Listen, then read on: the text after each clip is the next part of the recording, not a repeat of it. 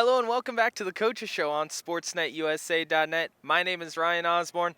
Fullerton College on Saturday afternoon, they go into Cerritos and they get the job done. 31-19, Fullerton comes away with the win, improving their record to 2-0 on the season.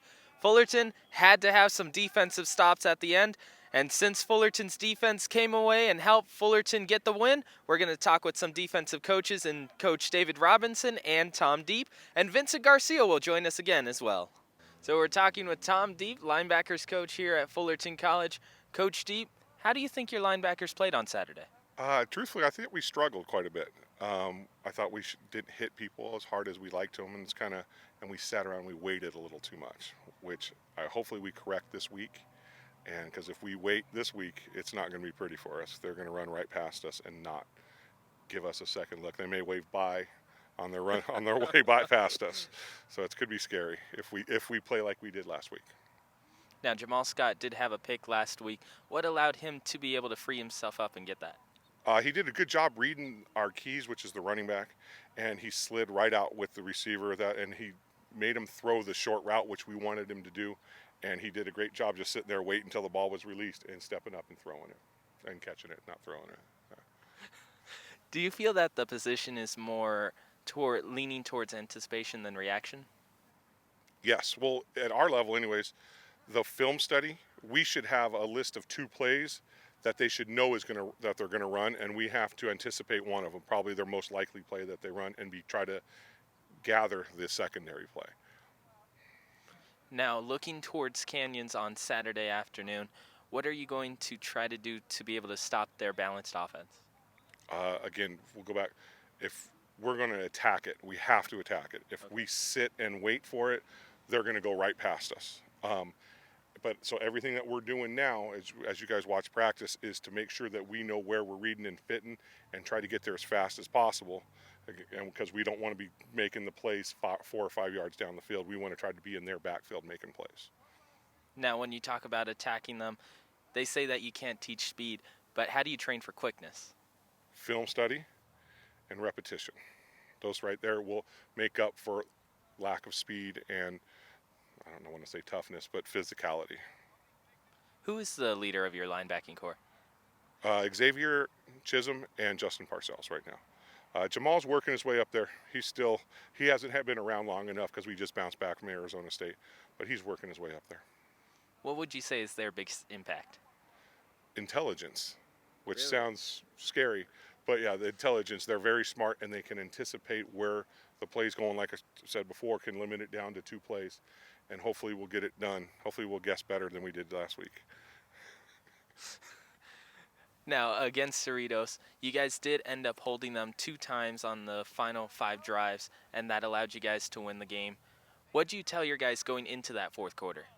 If we just get them down inside our 20, I think we'll start playing good defense. We go ahead and let them score, run up and down the field, and then we just tighten up down here in the end zone. I'm just kidding.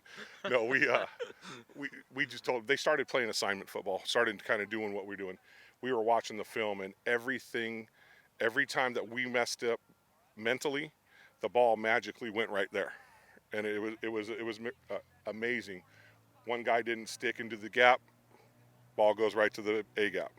So it always worked out like that for us, and it was just a string of bad luck until we put it down inside the 20, and then everybody kind of, oh, hey, I know where I'm going. So it's amazing when they all go where they're supposed to, of how good our defense can be. Now, you talk about film study. How important is it for you to train incoming freshmen that they have to study film? It can't just be game days. Well, that's kind of where we're at right now because we're super young at the linebacker corps. Okay. But I sit down with them in our first things and we tell them exactly what they need to look for and how to watch film. Because in high school, some of them just turned it on and then would look around and go, hey, look, I watched film for 20 minutes. And they'd come in, so what's their favorite play? And they wouldn't have any clue. So we kind of teach them when they get here what our keys are, how to read linemen, how to do all of the smart stuff that makes them a college football player rather than a high school football player. Thank you, Coach. Good luck on Saturday against Canyons. It's always a pleasure seeing you guys. Thank you. All right. So in keeping with the defensive theme, we are here with David Robinson, defensive line coach for the Fullerton College Hornets. Coach Robinson, your guys had 20 tackles on Saturday. How do you evaluate their performance? Well, I think we're continuing improving. So I think it's just an ongoing thing to get better and better. I think we did a lot of things well, and we did some things not so well.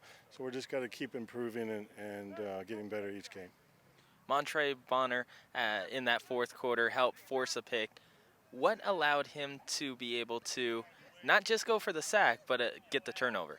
Well, he's really done a good job. He was a little hurt in the first game, so he didn't play, or in the second game didn't play as much, or in the first game, and so the second game he really got a little more time, and he was close to 3 sacks, so he really would have had a great game. He was just so close, bending the edge and getting there right in pass rush. He really read the boot on the one play and missed the sack, and he got it away, but with the pressure, the quarterback threw an interception. So he just really read the boot well and made a great play. Against Cerritos, they had a couple plays where they ended up getting past the defensive line. What did you tell your guys to make them snap down in the second half? Well, we missed some tackles on the edge, and then they were able to get back in, into the secondary a little bit. So we're just trying to make sure we all had our correct gaps, and then that we were tackling on the edge. And then once we did that correctly, it really solved the problem. So. On film, what do you see from College of the Canyons? Well, College of the Canyons is a lot like our offense, and they really have some explosive players, and they do a lot of misdirection and stuff like that. So everybody's got to really play their responsibility and do things correctly, and I think we'll have a great game that way. For your defensive line, a lot of young guys coming in, a lot of turnover.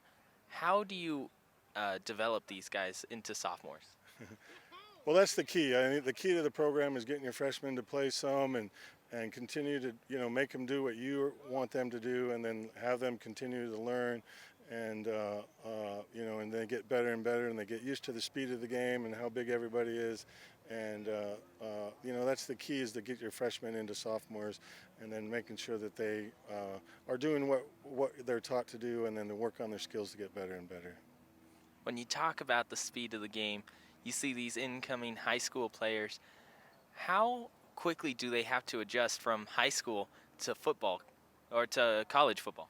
Yeah, I think a lot of the receivers and the running backs, I think it's naturally for them. It's not as hard to take the step up. But once you get into the offense and the defensive lines and the linebackers, the game goes much faster, and everybody's bigger and stronger. So it takes a little more time to get used to college football in the inside, you know what I mean? And then I think the wide receivers and the DBs they don't take as much time to get used to college football as well as the inside line. And so it's just, repetitiveness, working on their strength and recognizing what's happening, and then they learn, fast that way. So. As a coach, do you prefer the bull rush? Well, I really like getting to a pass rush move, and that's one of the things we're struggling with right now, is getting everybody on pass rush moves when they get a pass. So we're trying to really work on that. We're getting a lot of bull rushing. If you can bull rush a couple of times, it's good, but not consistently every play, and we're trying to get better at not bull rushing as much as we have been. How do you teach them to analyze what the other offensive line is doing during the game? Well, I think that's the key. You can get a lot of pre-snap looks. With if they're heavy on their hand, you can play a little more run. If they're light on their hand, they can play a little more pass. So we try to read their stance, and we try to read to see what guard pulls and stuff like that, and then communicate that down the line. Also, where the back is set. If the back's on your side, you're going to have a little bit of different things happen to you, and if the back is away from you, having a little different things happening. So we try to teach that, seeing where the back is, being aware of the stances of the offensive lineman and where the back is, and those things really help you to understand what's going to happen to you faster. You mentioned communication. How essential is it? Well, we got to communicate, all the way down the line, from the DBs and the linebackers to the D linemen, and that's crucial. And then, the younger players have a hard time telling, what's happening, and so the older players really are more comfortable with the scheme of the defense, and then also, communicating back and forth. So once we can get those guys to communicate to each other, everybody is a little more understanding of what they're supposed to do, and then it works out a lot better that way. Well, thank you, Coach. We look forward to your guys' performance on Saturday. Thank you very much. So rejoining us here on the Coaches Show is Vincent Garcia, the man who covers all things Fullerton College sports. Vincent, what's going on in the Fullerton College sports program? Winning tradition continues even after 100 years of Fullerton College athletics. Football, of course, won 31-19, like you said earlier, against Cerritos. Women's water polo went off to a great start, as you could say, as they played in the Saddleback College tournament and won it all, won all 4 games. They beat Rio Hondo, Sierra, Grossmont, and Palomar, and next Wednesday is going to be the toughest challenge for them because they're facing the #1 team in the state, and that's Golden West. Men's water polo, on the other hand, they started off great against El Camino 23-8, but had a rough weekend in the Citrus tournament. They lost to Mount San Antonio. They rebounded against Rio Hondo, but they couldn't win the last 2 games against Ventura and Citrus, but they look to rebound this Friday. For men's and women's cross country, they opened their season as well on Friday at the Palomar Invitational down in Oceanside. So they had a really long drive, but it was okay, but they look to improve going on in the season. Plus, it's the beginning of the season, so they still got a ways to go. The men finished 10th out of 13 teams, while the women finished 7th out of 13 teams, and they will race again this Friday.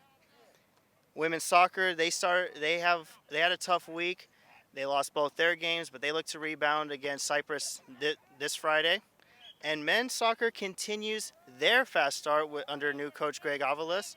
And I even got a chance to talk to Corey Edwards, who is the defensive midfielder, and I asked him, so what about your 3-0 start? Why is this happening? And he said, well, the team is coming together. They are a unit. They are a family. Chemistry is great. And on top of that, they play every game like it is their last. And it just goes to show, fast start, and they even won yesterday as well. And for women's volleyball, you covered their game last week against Maricosa, but unfortunately they lost that game 3-0. And they split 2 tournament games against Ventura and Santa Barbara at the Fullerton College Quad Tournament. Now they played against Mount San Antonio tonight, actually, and we'll just wait and see how it's going to be. So Fullerton College, they are still winning and they are still strong, and it looks like it's going to be another great season here in Fullerton, California. And since you do cover all things Fullerton College sports, where can people find your report?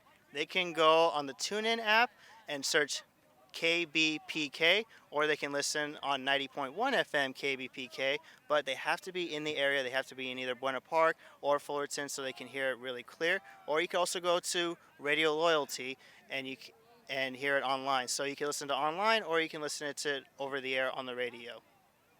So like Vincent said, Fullerton College dominates in football once again. Fullerton beats Cerritos 31-19 off of 250 yards passing, in addition to 129 yards rushing from Jordan Hoy as he helps lead the Hornets to victory. Fullerton College, their next game is against College of the Canyons on Saturday. That's going to start at 6 p.m. You can watch it here on sportsnetusa.net. And speaking of sportsnetusa.net, college football here on sportsnetusa.net. You can check out LA Valley College football next week as they go against Glendale College. Then you can check out Golden West College as well, in addition to Sacramento City College with Randy Retier up north. For Ryan Osborn and Vincent Garcia, this has been the Coaches Show on sportsnetusa.net.